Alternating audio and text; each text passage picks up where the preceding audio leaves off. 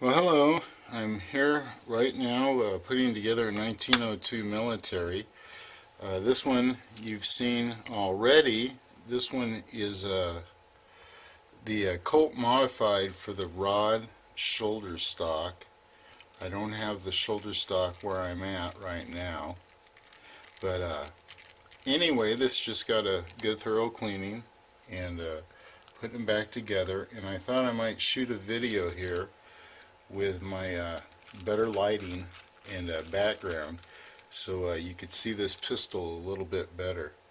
But I've been working on the 1903 pocket hammerless up till this point, and now I'm back and on these militaries.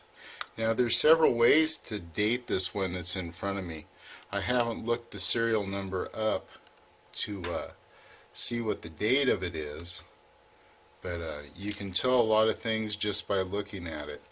It's got, as I'm working on this grip, I can see the slide lock, and that slide lock happens to have a split in it.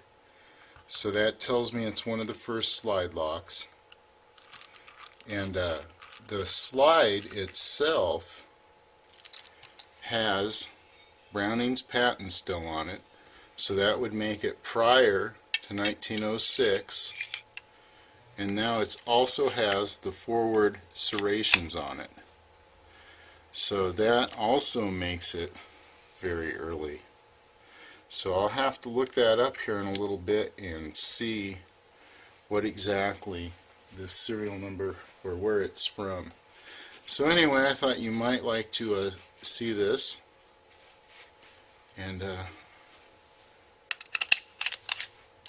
here we are, 1902 military. It has the post on it where the shoulder stock, the rod shoulder stock by Colt, attaches to it. And there you go. Hope you enjoyed the video. Thanks for watching.